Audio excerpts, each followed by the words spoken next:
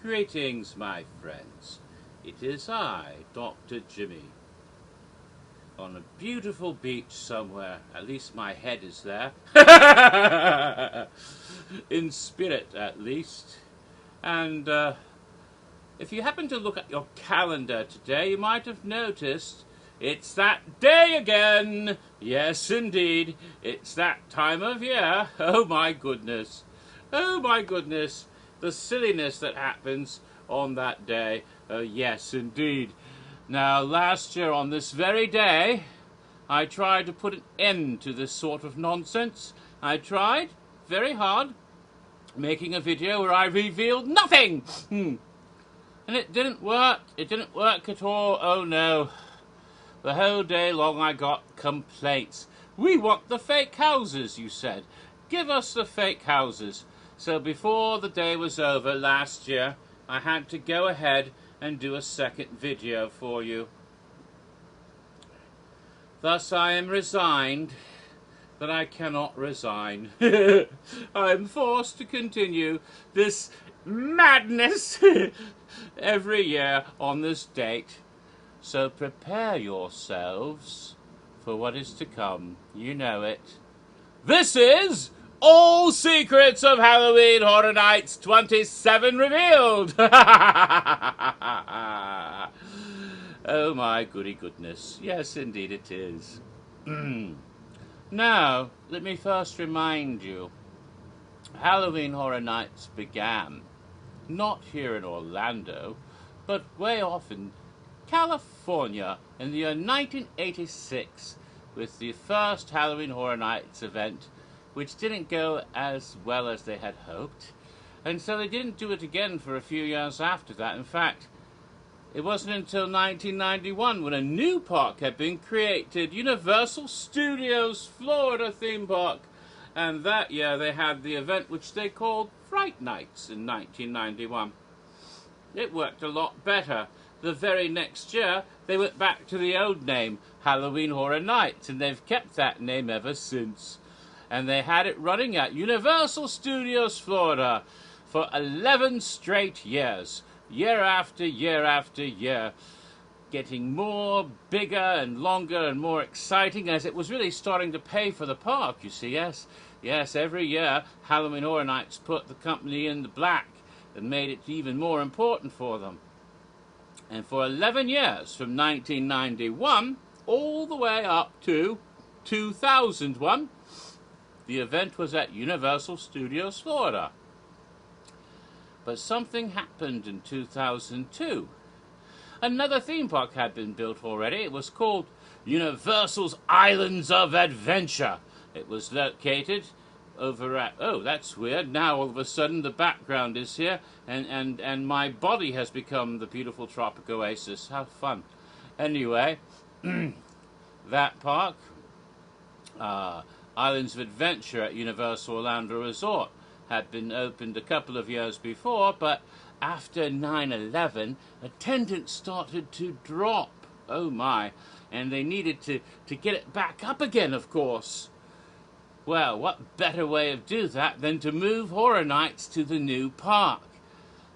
That way, because after all, Horror Nights was a big deal every year, and that would get the ticket sales up, and in fact it worked. It helped to increase ticket revenues for Islands. And so Islands became the new home of Horror Nights from 2002 to 2005. Yes, I know. In 2004, it was actually in both parks, but it was still, the primary focus was at the Islands. You entered the event there, and that's where the point of evil was. Yes, and so yes, it was pretty much the home of Horror Nights for those few years. But in 2006, the event had gotten so big it outgrew the Islands, and they had to put it back at Universal Studios Florida, where it has been ever since, to this day, more or less, every single year from 2006 to 2016. Oh, that's another 11 years. Coincidence? maybe not. You see, this year, they were planning the event, and there's something happening this year. Something that this whole imagery you see before you, ghostly in my silhouette here, is a bit of a clue. This year, something is happening at Universal Orlando Resort that's quite exciting. For the first time since Islands opened, there's another park. A third park.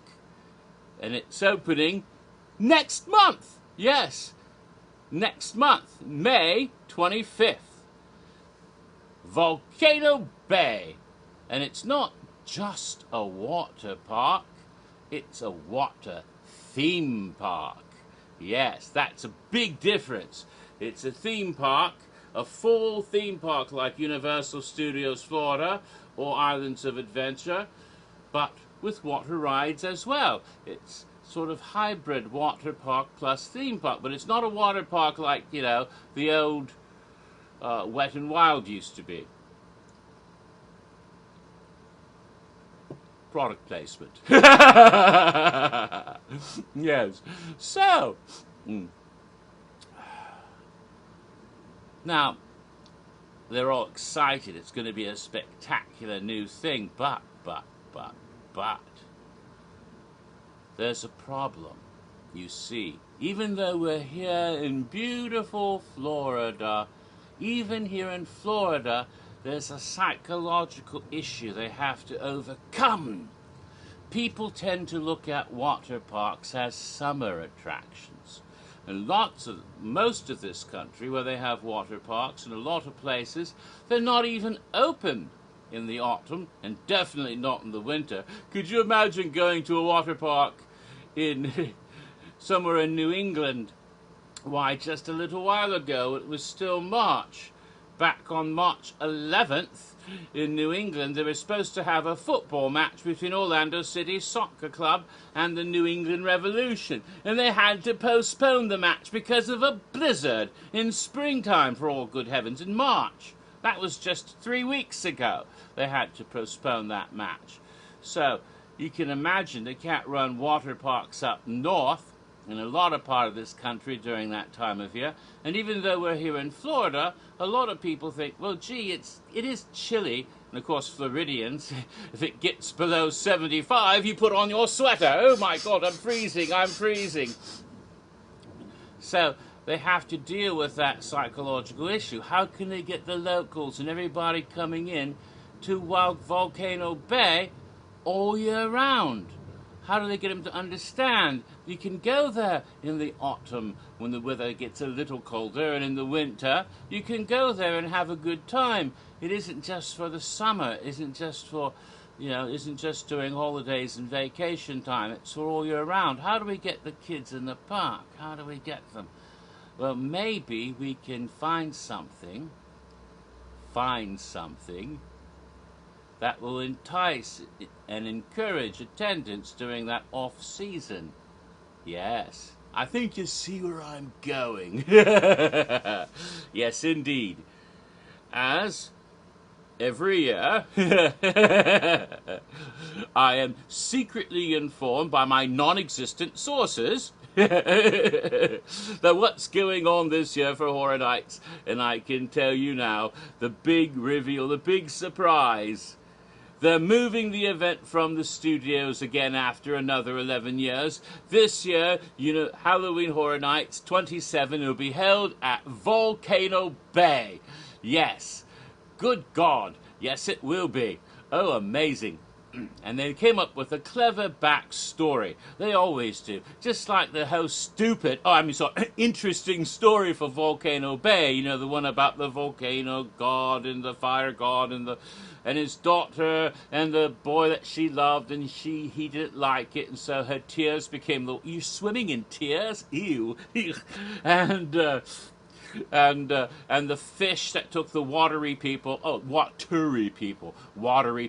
watery people, get it? It's a pun, to the island, and they find all of that silliness.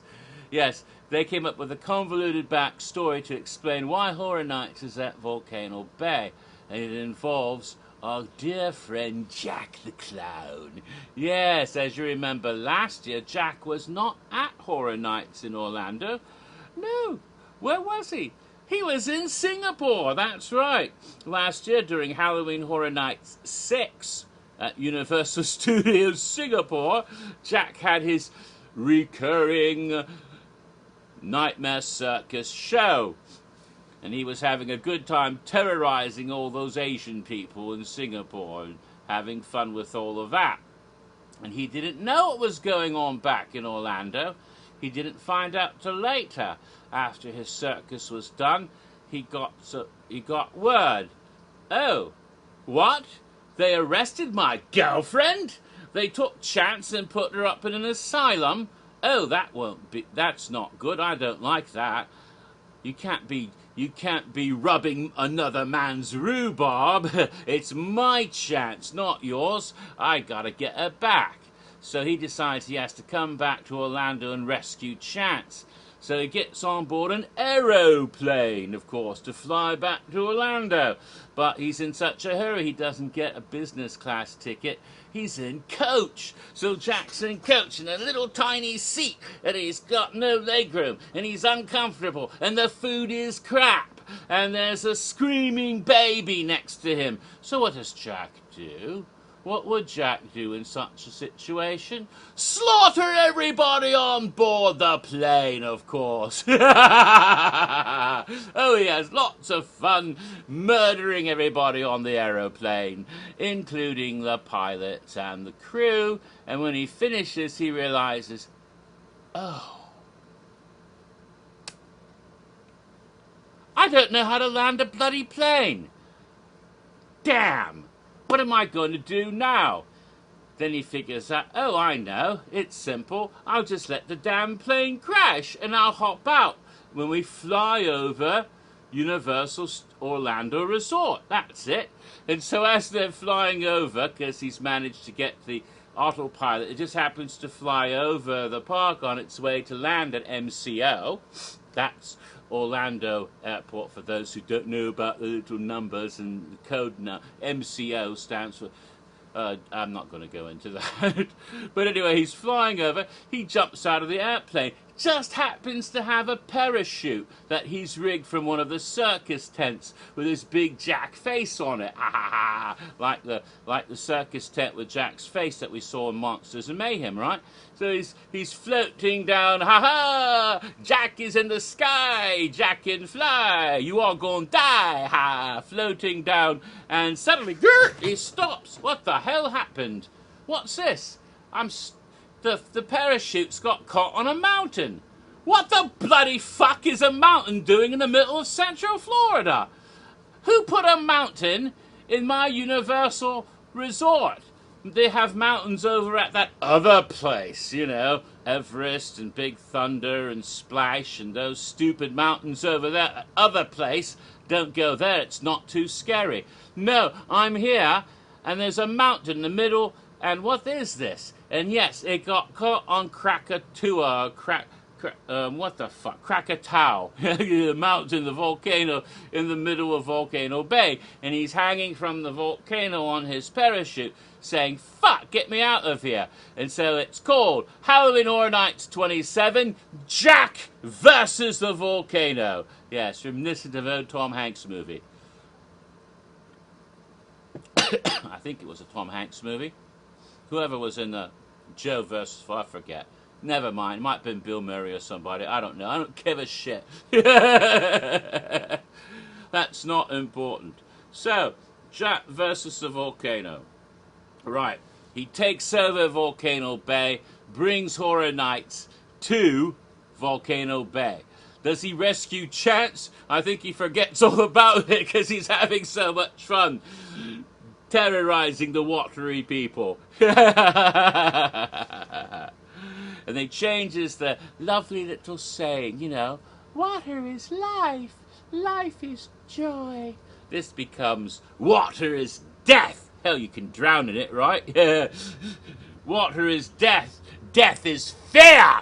That's what he replaced it in letters of blood. That's going to be on the T-shirt, by the way.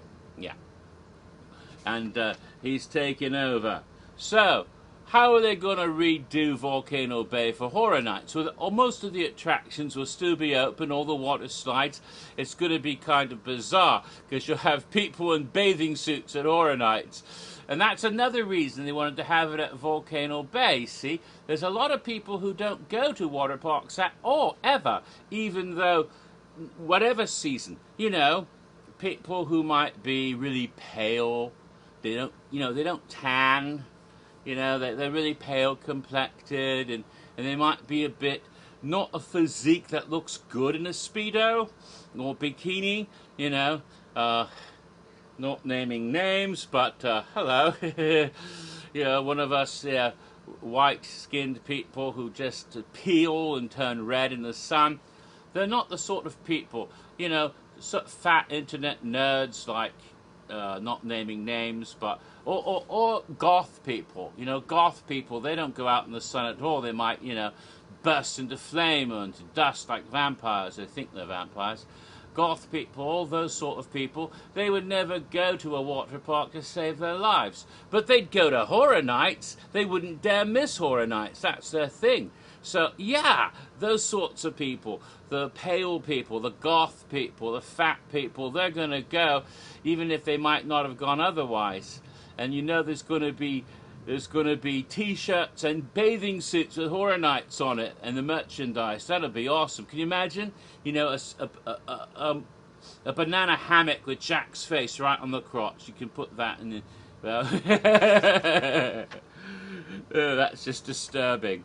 Yeah, it's a 300-pound man with pale white skin and hairy, wearing a banana hammock, a little tiny snug butt floss banana hammock with Jack's face right where his wiener is. Oh, big red nose right where. That's one of the biggest fears at the park right there. You don't even need a haunted house. Well, let's see. So what they're going to do? Well, they're going to have haunted attractions as well as mazes, as well as haunted houses and scare zones, splash zones. They're going to have some haunted attraction ideas. That's a clever idea. They also have decided to train a lot of the scare actors are going to get special lifeguard training, because some of the haunted houses will include underwater scenes and some might be entirely underwater, and you have to swim through the house, you see. And so while you're swimming through this haunted underwater area, some of the silly people might not go up for air every time they need to, and so the scare actors, some of them will have aqua lungs that they'll breathe through, like those mermaid girls in those other parks, who can stay underwater long. They're going to recruit people like that, and they're going to have those people trained to stay underwater for a long time and just have a little air thing so they can surreptitiously do that, so look like they're just living underwater. And they're also going to come after but be trained to rescue guests if necessary, so they don't drown, because drowning would just put a damper on everything, right? It wouldn't be a very good scene to have, drowning guests.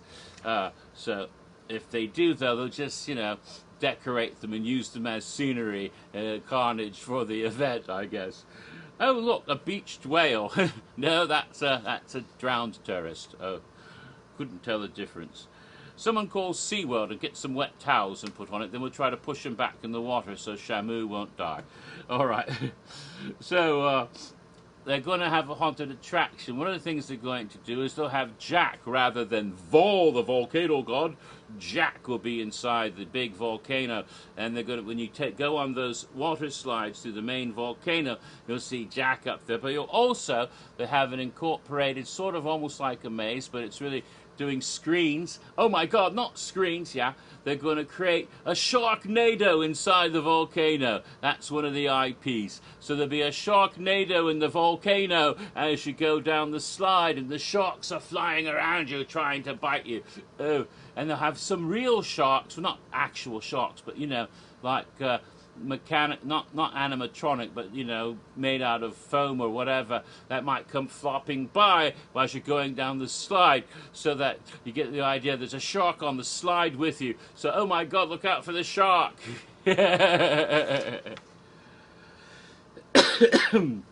All right, now, one of the interesting scare zone areas, they have a thing called the Wave Village. That's a village where they go wave at you. No, it's waves, like that. You see the waves?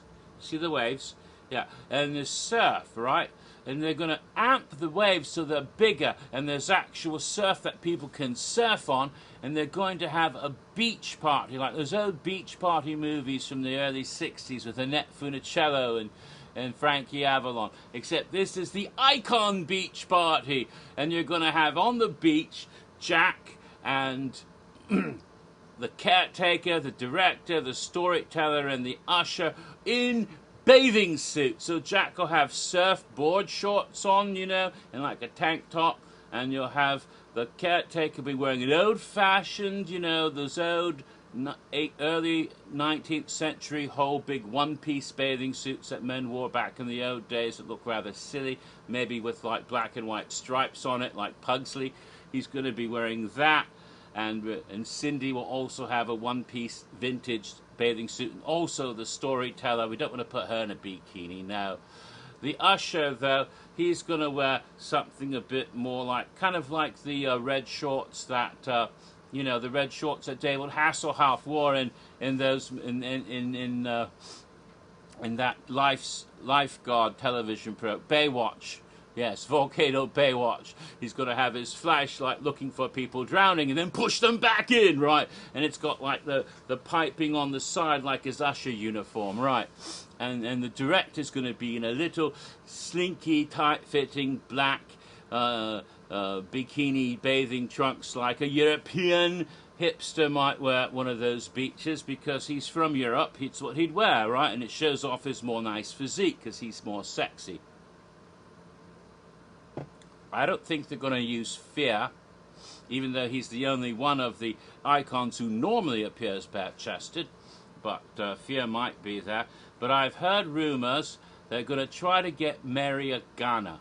They're going to get a Tropicana Mary Agana and get around the Bloody Mary thing. She turns into a new form that's not a Bloody Mary, but is more like a sex on the beach, or maybe a pina colada instead. And so we'll have her wearing a slinky little outfit, and of course Lady Luck in a little green bikini with a little emerald piece in the middle between the two parts to make it all quite sexy. Maybe a sarong thing that slit way up the side to go with her slinky look. So we'll have all the icons in beachwear, and they're going to attack people, and there's going to be all kinds of mutants and misfits. You ever see Surf Nazis Must Die? That's going to be not an official IP, but kind of help inspire that whole zone. So you have all kinds of lunatics on the beach, the creatures from the monster from the surf, humanoids from the deep, all that kind of stuff going on in this area, attacking people as they try to swim for cover.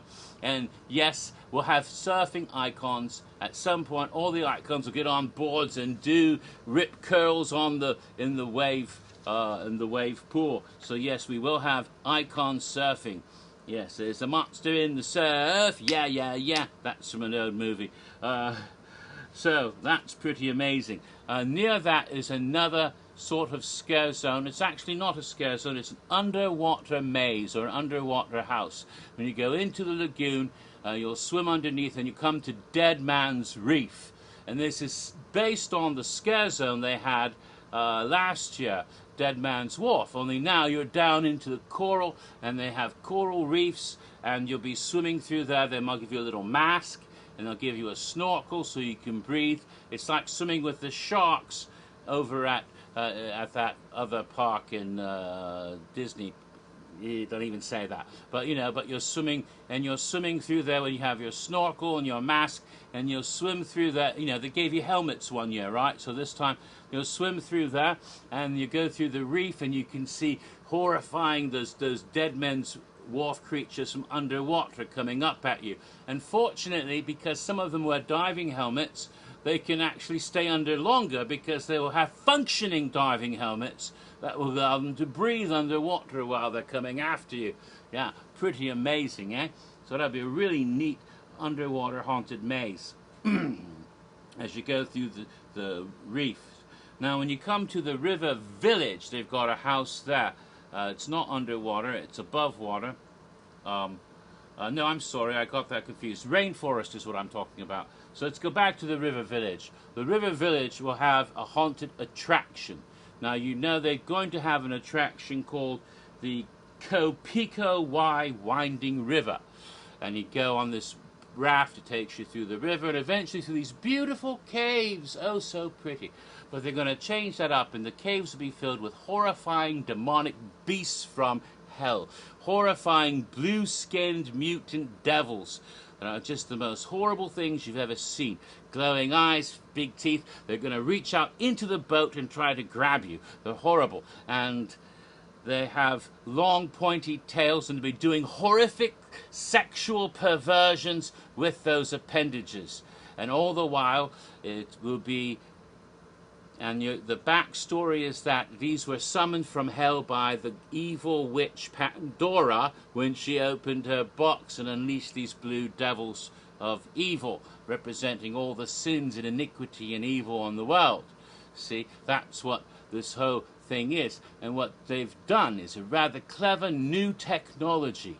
Yes, they are using subsonic frequencies that you can't hear, but you can sense and feel to create a sense of absolute dread. You're going to feel yourself panic. Some people might even pee in the pool. I hope not. But as you go through there, they're also using subliminal flashes. You can't actually see them, but messages will be sent into your mind telling you to fear Pandora, fear the blue-skinned monsters, fear those who have sex with their tails, fear, fear, fear, terrorizing you. Do not go anywhere near these sorts of things ever again. They're horrible, they're evil, they will kill you. You see, do not let them see you or you're dead.